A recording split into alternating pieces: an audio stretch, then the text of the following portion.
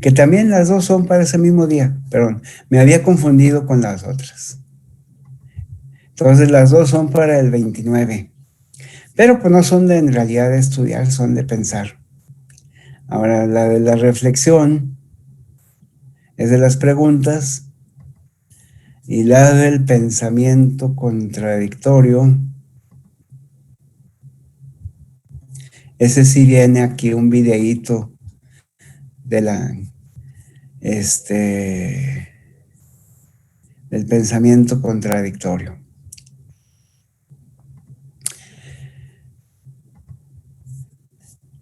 O sea, lo que quiero es que la idea de esas tareas es ver, claro, los que tengan la mente un poco más abierta, pero que hace falta plantearse las cosas.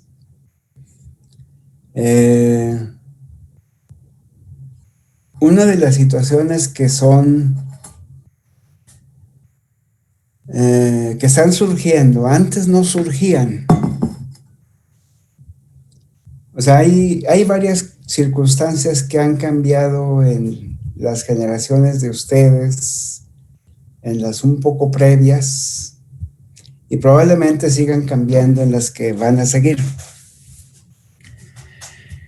Pero anteriormente la gente sabía que iba a vivir de lo que estudiaba. Y estudiaba porque iba a vivir de lo que estaba estudiando. Yo creo que en la medicina se sigue cumpliendo, pero sí es cierto que en muchas carreras o muchas áreas de estudio puede haber múltiples variantes y también ha habido nuevas áreas de conocimiento y áreas de trabajo que han surgido y que no necesariamente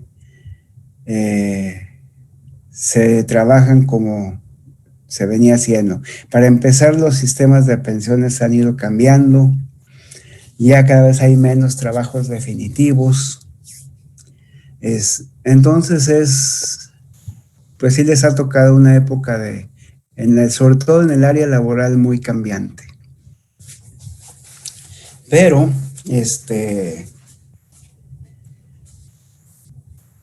la cuestión es que piensen bien lo que van a hacer, porque lo que ha estado sucediendo es que los estudiantes terminan el internado, más bien, terminan la carrera, entran al internado, y anteriormente los estudiantes no renunciaban al internado. Y ahora están renunciando al internado. Y también está ocurriendo con el servicio social. Claro, en el servicio social puede haber razones de seguridad que son perfectamente entendibles, pero a veces no son por razones de seguridad, sino son por generalmente crisis existenciales. En el internado generalmente el problema es uno darse cuenta del nivel de presión y de estrés que tiene la carrera, y la otra es darse cuenta que ustedes van a trabajar con el sufrimiento humano. Y eso en ocasiones es algo que no pueden asimilar. Lo de los pasantes, les digo, a veces es por seguridad, lo cual es perfectamente entendible, nadie quiere que lo maten, pero a veces es por otras razones, como darse cuenta que, o sea, sobre todo lo que nos preocupa es que se den cuenta que la carrera no es lo que ustedes pensaban. Y todavía es más serio cuando salen de la carrera, se gradúan, o sea, se gradúan con tener su título, su examen profesional o su grado de médico cirujano, presentan el examen de residencias, lo pasan, y cuando entran a la residencia, renuncian y se salen. A veces es porque quieren cambiar de especialidad, pero a veces es también porque se dan cuenta que la medicina o la medicina hospitalaria no es la que quieren llevar a cabo. Entonces, sí, como institución y como maestros nos hemos tratado de ver cuando sea posible discutir algunas de estas cosas con ustedes. Y entonces en algún momento lo discutimos, pero para poder discutir de esto, pues por eso se tratan estas dos tareas, que no son de estudiar, sino son de pensar, no son de farmacología, sino son de pensar sobre lo que piensan ustedes ante algunas situaciones, ¿verdad? No son muy Doctor, largas, ¿sí? y por ejemplo, la tarea de reflexión de contestar las preguntas dice que la contestaremos en equipo. O sea, ¿cómo, de cuántos serían los integrantes o cómo? Eso era cuando las clases eran presenciales. Ahorita, es muy complicado hacer equipos. A lo mejor los tendríamos que hacer sí, en alguna actividad, pero, eh, por ejemplo, ahorita casi ni los veo, todos ponen su foto nada más, ¿verdad? Pero al rato les voy a empezar a pedir que pongan su camarita, que prendan su camarita. Pero ahorita todavía no. No, esas preséntelas individualmente. Ok, doctor. Individualmente. Bueno. Bueno, pues vamos a seguir con las tareas. Espérenme, déjenme, me voy a cambiar la pantalla.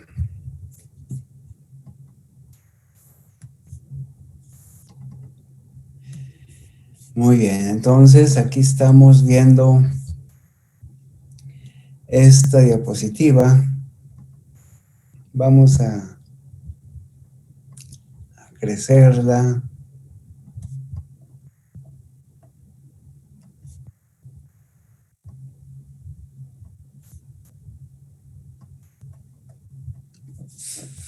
Ok.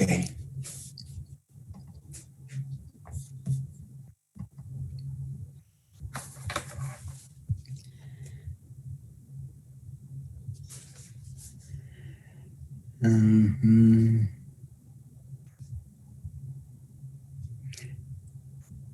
Nancy ayer contestó, ¿verdad? Ujú. Algunas cosas. Que se me ayudó a un compañero, pero vamos a terminar para ver cómo, ¿qué qué escribió de esta tarea, de esta diapositiva en su tarea? Bueno, primero que nada, es que, a ver si puedo usar puntero. Permíteme, doctor. O si no necesita apuntes, también puede decirlo de su No, o rumbo. sea, el puntero, ¿sí se ve? ¿Sí, verdad? Bueno, pues ya rayé, es que no le sé muy bien a... Es que el que la está compartiendo soy yo, entonces no se ve la suya. Bueno, le voy a rayar tantito la pantalla, pero al final se la voy a borrar, doctor, ¿eh? Ok, ándele. Primero que nada, pues tenemos a un receptor, que este es monómero, pero al tener dos ligandos, que sería el factor de crecimiento, tenemos, Crecimiento epidérmico. sí, de crecimiento epidérmico, este se va a unir a este ligando que no tiene receptor. Una vez unido, lo que va a pasar es que se va a dimerizar, es decir, aquí hay uno, se van a hacer dos, a la vez de que se van a unir grupos fosfato, porque aquí la tirosina sinasa está inactiva. Entonces, cuando se unen los grupos fosfato, como yo le entendí, es para que se active y, y se fije el grupo sulfuro. Sí, es sulfuro, ¿verdad? Sulfidrilo. Sulfudrilo. Entonces, una vez que ya está esto, lo que va a pasar es que vamos a tener proteínas adaptadoras. Bueno, una proteína adaptadora que sería esta de GRB2, que al ingresar aquí con los grupos fosfato se podría decir que se va a fosforilar y pues va a activar el receptor sinasa. Ah, no, aquí ya lo activó. Perdón. Aquí se fosforila y pues había leído que había más de 100 proteínas que van a tener este dominio, el sulfutrilo. Y pues como este va a ser un complejo de señalización, pues va a reclutar a más factores de transcripción, porque esta va a ser la proteína de antiaje.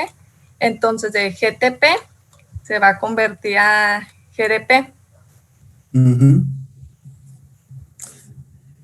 Y va a los factores de transcripción. Pues muy bien. ¿Ya le puedo borrar esto? Sí. Ahora, déjenles platico nada más a todos por si a lo mejor usted sí le tiene claro. Pero este factor de crecimiento epidérmico que viene aquí,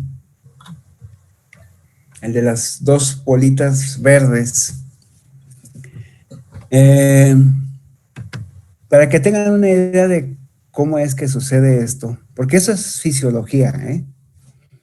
Ya también hay agonistas y antagonistas del factor de crecimiento epidérmico que se usan como medicamentos, pero por ejemplo, para algunos tipos de cáncer se usan antagonistas, generalmente anticuerpos monoclonales, que aquí donde está el complejo 1, 2, 3, el anticuerpo está dirigido contra esta región y entonces impide que el anticuerpo monoclonal se una ahí. Entonces, sobre todo para los tumores de tipo epitelial, o sea, los carcinomas, los que vienen de mucosas o de tegumentos, este tipo de medicamentos que son anticuerpos contra esta región son útiles para tratar ese tipo de cáncer. Ese factor de crecimiento epidérmico, para que tengan una idea, no sé si se han fijado, se han dado cuenta que si se cortan por alguna situación, por ejemplo en primaria, si alguna vez le sacaron punta a los lápices con una navaja y a veces se cortaban los dedos, no sé, o lo hayan visto a alguien, pero casi siempre cuando se cortan con alguna cosa en la cocina, la tendencia instintiva es a llevarse su dedo a la boca. ¿Verdad? Sí, doctor. ¿Sí? Es una respuesta instintiva, no es racional, es un lenguaje, es un aprendizaje genéticamente adquirido. Y eso lo tienen también los animales. Si ustedes ven a sus mascotas, sobre todo los perros, eso es bien típico. Los gatos no, porque eso siempre se andan lamiendo. Pero los perros, cuando se lastiman o se tienen alguna raspadura o se lastiman su piel o sus patas, también empiezan a lamerse. Esto es porque en la saliva se secreta factor de crecimiento epidérmico. Y entonces ustedes aparte de que tiene algunas enzimas que actúan contra ciertas bacterias como lisozima y otras, pero además de ese efecto es el que tienen factor de crecimiento epidérmico y a final de cuentas, estos factores de transcripción, muchos de ellos son factores de transcripción de promotores de la mitosis. Y entonces van a hacer que la piel active sus mitosis, los queratinocitos activen su mitosis y se vuelvan a hacer más queratinocitos para cubrir la piel dañada. Entonces, este tipo de receptores, que se llaman receptores unidos a tirosina y que forman dímeros, son, no nada más hay factor de crecimiento epidérmico, hay también factor de crecimiento fibroblástico, hay factor de crecimiento endotelial, claro, eso no lo trae la saliva, sino generalmente se secreta, hay factor de crecimiento vascular, que también algunos tumores, como a lo mejor por ahí han oído, a lo mejor en histología, para que se desarrolle un tumor, generalmente el tumor demanda muchos nutrientes. Y entonces parte de un tumor exitoso, claro, aquí es exitoso para el tumor, no para el paciente, pero un tumor exitoso es un tumor que pueda llegar a crecer y a invadir. Entonces, parte de esa estrategia molecular de un tumor exitoso es secretar factores de crecimiento vascular que provoquen la angiogénesis. Y ahora en medicina tenemos anticuerpos contra el factor de crecimiento angiogénico. O sea, esta área, este mecanismo de bloquear esta unión fisiológica se está usando mucho sobre todo en oncología, porque muchos tumores usan ese tipo de receptores, o sea, secretan factores de crecimiento para poder crecer. Y una forma de bloquear su crecimiento es interrumpir. Generalmente lo que más se ha usado hasta ahorita son anticuerpos que bloqueen esta parte. Que bloqueen que se forme este complejo ligando receptor y por lo tanto se bloquea toda esta parte. También hay otros medicamentos que se han usado para bloquear este tipo de señalización. Entonces, es algo que se usa como, últimamente se han llamado medicamentos biológicos. ¿Por qué? Porque son anticuerpos que interfieren con ese tipo de receptores. Ahora, esto es, como les digo, en fibroblastos, en células epiteliales, en células de la mucosa, en células endoteliales, se usa mucho esto. Pero hay un apartado especial en la señalización entre células. Esos son señales entre células, que es el del sistema inmune. En el programa, en la currícula anterior me ayudaba mucho que inmunología estaba junto en cuarto año también. Ahora no, ahora la movieron a quinto. Pero, pues ni modo. Antes me ayudaba porque me aprovechaba de lo que les enseñaban en inmunología. Pero, bueno, ni modo, lo tenemos que ver. Pero en el sistema inmune lo que se usa es de que algunos linfocitos son los que tienen la información para hacer anticuerpos o para hacerse linfocitos citotóxicos y atacar o a producir anticuerpos para neutralizar bacterias o virus o activar células para atacar células infectadas o para atacar bacterias. Entonces, pero hay que hacer que esos linfocitos que tienen esas características tengan muchas mitosis para que se hagan muchos. A eso se le llama expansión clonal. O sea, que una clona de linfocitos, una clona es una población de células que vienen de una célula. O sea, que es la que va a tener los anticuerpos o los ligandos para ese antígeno, crezca.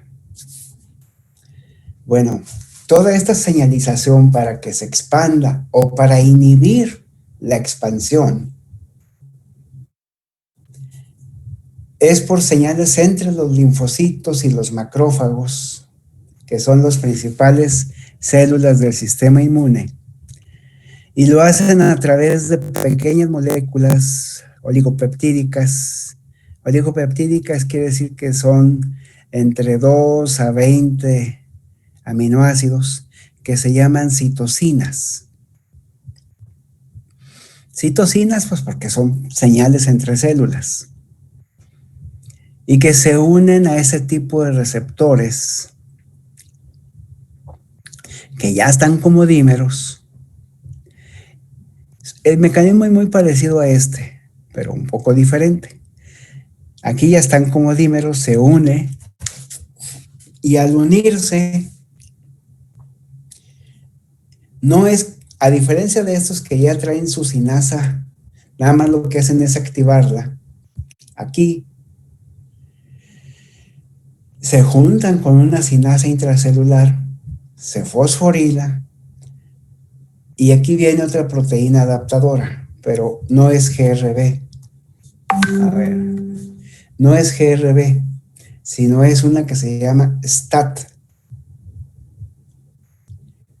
Y esta lleva a cabo también una regulación génica, se dimeriza y hace una regulación génica por varias señales para también promover la mitosis de esta estirpe celular, o sea, de esta célula, de tal manera que de una célula empiezan, y es tan eficiente que en algunas horas, o sea, 24, 72, 96 horas, podemos pasar de una célula o de 2 células a millones de células. Y eso es provocado por la citosina. Ahora, hay otras que lo que hacen es lo inverso. Que esta señal, por eso es regulación, hay unos que activan la mitosis y hay otras que inhiben la mitosis. Y esto, ¿por qué? Porque no sé si conozcan que seguramente han oído hablar de las enfermedades autoinmunes. Por ejemplo, la artritis reumatoide o el lupus eritematoso. Ahora hay artistas que de repente tienen lupus eritematoso y ahí andan batallando. Digo, lo de artista no tiene nada que ver, sino porque son famosas. Entonces, a lo mejor ahí han oído, o en la familia saben que alguien tiene artritis reumatoide o lupus, que son las enfermedades autoinmunes más frecuentes. Ahí uno de los problemas que tenemos es que ya el paciente trae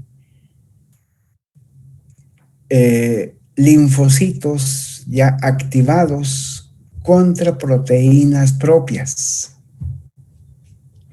Y entonces empieza a provocar o una respuesta citotóxica o anticuerpos contra proteínas propias.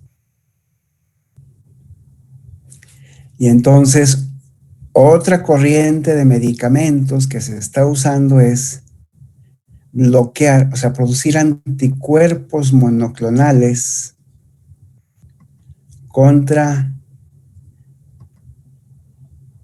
o sea, bloquear aquí, de tal manera que podamos inhibir esa respuesta autoinmune.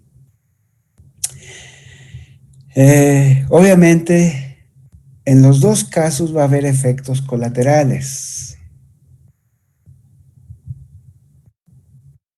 En este caso de arriba, el efecto colateral es que al bloquear aquí, vamos a bloquear no nada más que las células tumorales respondan al factor de crecimiento, por ejemplo, epidérmico o de angiogénesis. O sea, no lo vamos a inhibir nada más para lo del tumor, sino lo vamos a inhibir para todas las angiogénesis o para todas las mucosas o para todas las células epiteliales. Entonces el paciente va a tener efectos colaterales porque estamos inhibiendo un proceso normal en otras células. Pero bueno, pues así es la medicina. Todos los medicamentos tienen efectos colaterales y ustedes lo que tienen que valorar como médicos es el riesgo-beneficio. Obviamente un tumor canceroso, un tumor maligno, pues si no lo detenemos sabemos cuál es el desenlace. Entonces, por eso es de que se usan ese tipo de medicamentos para tumores. Pero tenemos que lidiar con que va a haber efectos. Por ejemplo, si cuando usamos un inhibidor, un antagonista del factor angiogénico, no podemos operar al paciente.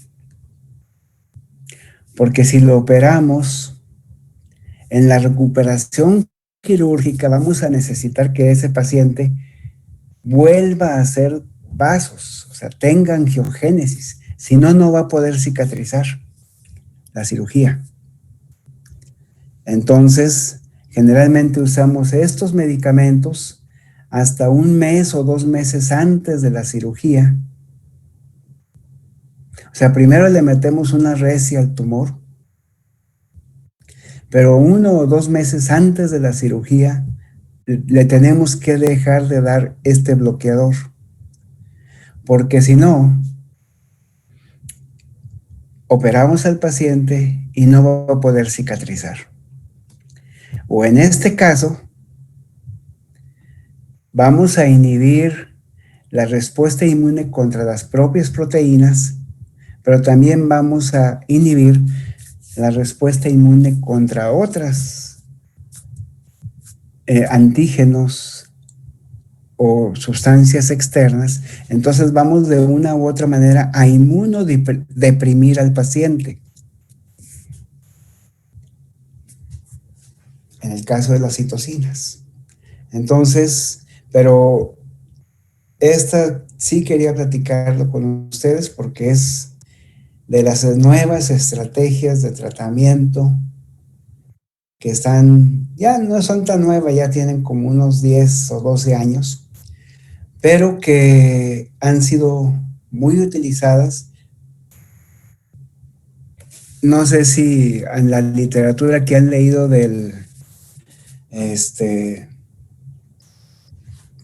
para el tratamiento del coronavirus, a lo mejor por ahí leyeron que al principio, sobre todo por febrero, marzo, se estaba usando un medicamento que se llamaba tomalizumab, que es un inhibidor de citocinas, y que la idea era inhibir la respuesta inflamatoria, que la inflamación es parte de la respuesta inmune. Actualmente lo que se está usando ha dado mejor resultado es un antiinflamatorio esteroideo más general, pero más potente, que es la dexametasona. Pero allá al principio de la epidemia se empezó a usar el tomalizumab y algunos otros anticuerpos antiinflamatorios. ¿Alguna pregunta? No, doctor. No, doctor.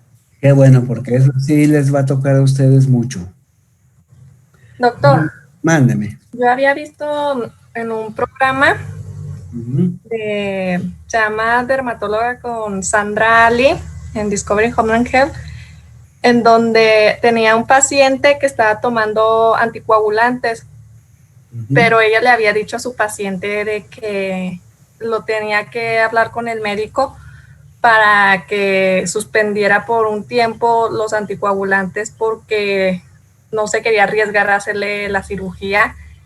Y ahora pues más o menos lo entiendo por todo esto que explicó de que si no pues se va a desangrar el paciente. ¿Eh?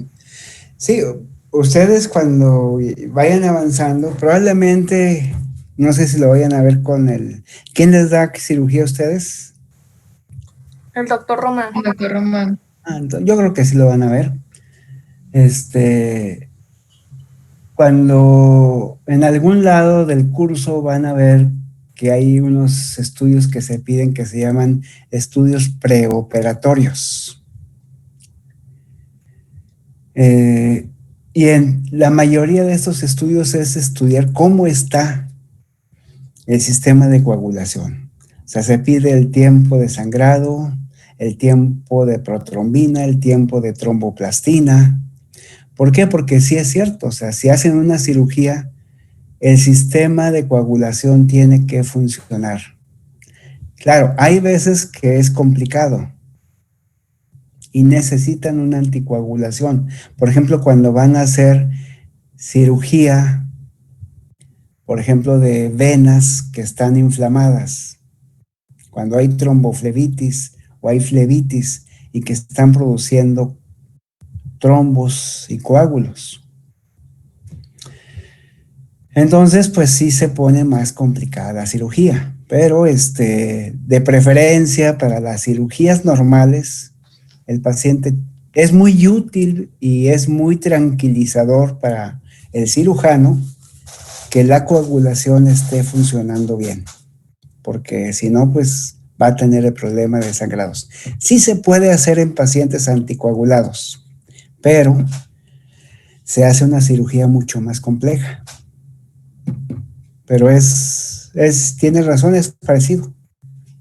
Doctor, Mándeme. los preoperatorios que decía ahorita de tiempos en laboratorio son TP y TPT, ¿verdad? ¿O me equivoco? Así es. Sí, los médicos usamos muchas, como los médicos siempre andamos deprisa, así van andando. Por eso, parte de lo que les pido que reflexiones es eso, porque los médicos siempre vamos a andar deprisa. Los que queramos estar tranquilos viendo los paisajes y todo eso, pues hay que hacer, a lo mejor hay que hacernos exploradores o trabajar en la Cruz Roja, pero desde el punto de vista de Médicos Sin Fronteras y así, o sea, para poder ver paisajes. Pero el médico normal en términos de, por ejemplo, ser médico de pueblo es una forma tranquila. No necesariamente todos tienen que estar en un hospital de alta especialidad. Un hospital de alta especialidad es estresante. El médico de pueblo se la lleva tranquila, va a tener trabajo, pero va a poder disfrutar de la vida. Entonces eso es lo que tienen que ir pensando. Pero sí, los médicos usamos mucho acrónimos porque siempre andamos deprisa. Bueno, quiero ir a esta otra diapositiva. Que nada más le pongo aquí.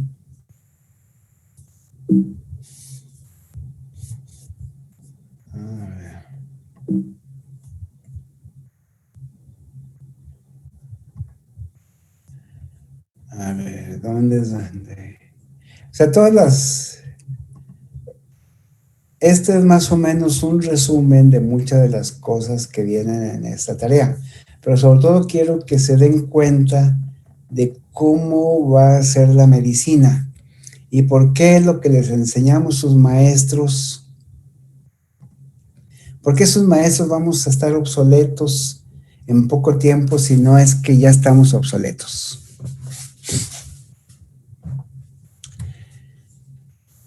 Generalmente a nosotros, sus maestros en medicina, y esos los que estudiábamos fisiología y nos seguimos actualizando, aprendimos hasta aquí. Dejen, busco la pluma. Aprendimos hasta aquí. De aquí para arriba. Mucho de lo que viene el Guyton es esta parte.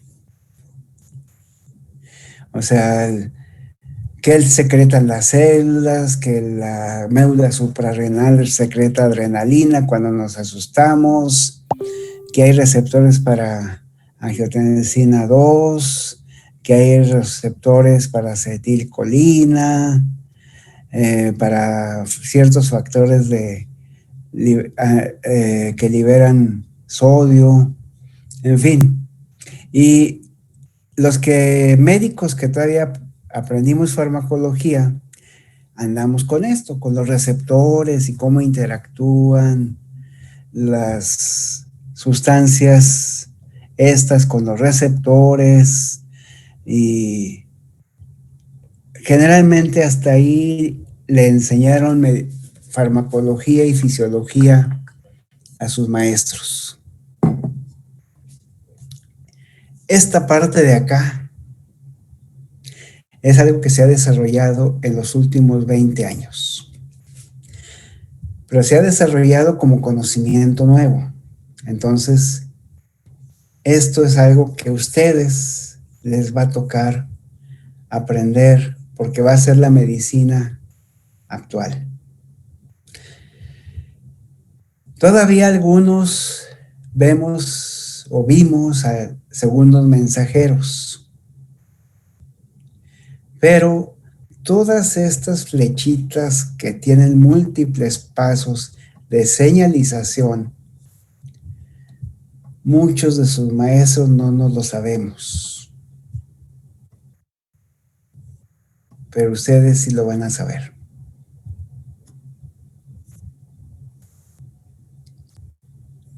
Y eso es importante porque es donde, o sea, nosotros nos enseñaron cosas como que todo era muy lineal. Si estimulábamos con acetilcolina, provocábamos que por ejemplo, en los vasos, que se relajaran los vasos por el óxido nítrico, porque aumentaba los niveles de GMP cíclico. Pero de aquí a aquí, estas flechas no nos las sabíamos. O no nos sabemos. Bueno, yo sí me las sé, pero hablando como la mayoría de sus maestros, no nos las sabíamos. Entonces, pero ahora ya se saben. Y ahora se sabe que es, porque luego algunos de sus maestros van a decir, no, pero eso es ciencia ficción. Lo que necesitamos es ver al paciente, aliviar al paciente. Al paciente no le vamos a pedir cómo están sus proteínas GRB y STAT y RAS y todo eso, no. Lo que pasa es que cada vez se están usando ahora medicamentos. Dejen, veo dónde, aquí está. No, ese no va a resaltar mucho.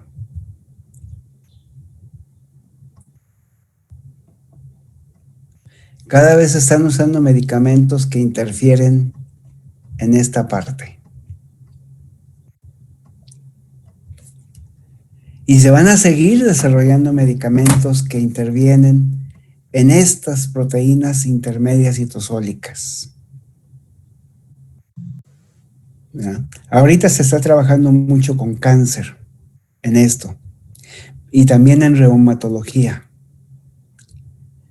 pero paulatinamente va a ir usándose más. Por ejemplo, en cuestiones de obesidad y dislipidemias, cada vez trabajamos más con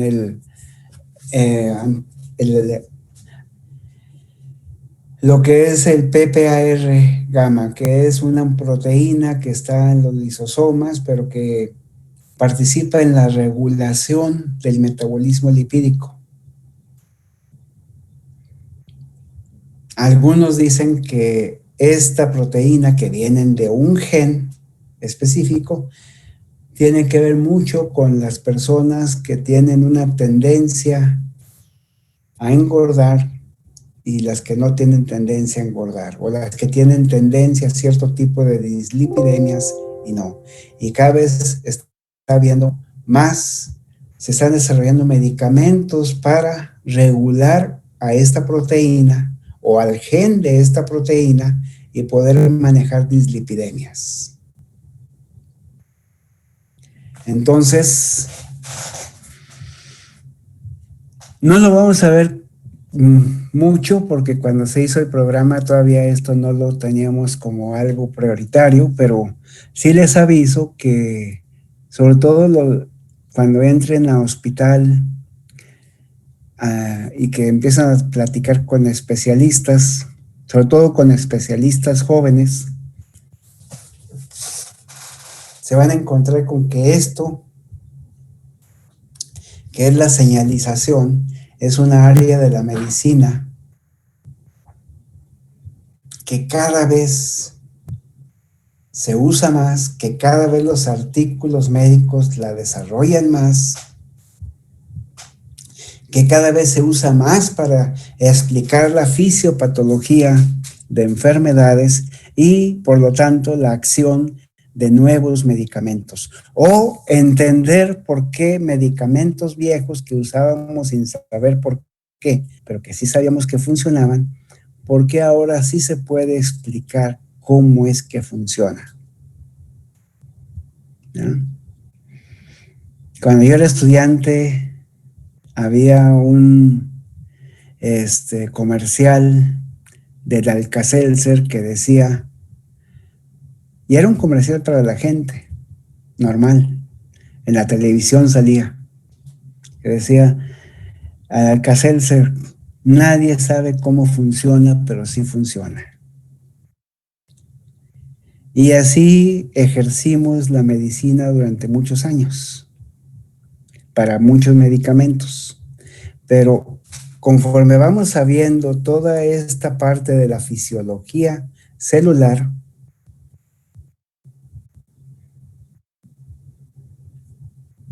muchas cosas que no nos quedaba claro de ciertos medicamentos, nos está empezando a quedar claro cómo actúan y por qué algunos efectos adversos y algunos efectos colaterales están ocurriendo. Entonces, quiero que se hagan conscientes que les va a tocar revisar. Y como muchos de sus maestros estamos viejos, probablemente les toque revisar esto cuando lleguen a residencias. ¿Verdad? Bueno. Veo cómo estamos de tiempo. Bueno, pues aquí le dejamos. Mañana empezamos a ver un poco de curvas cuantales.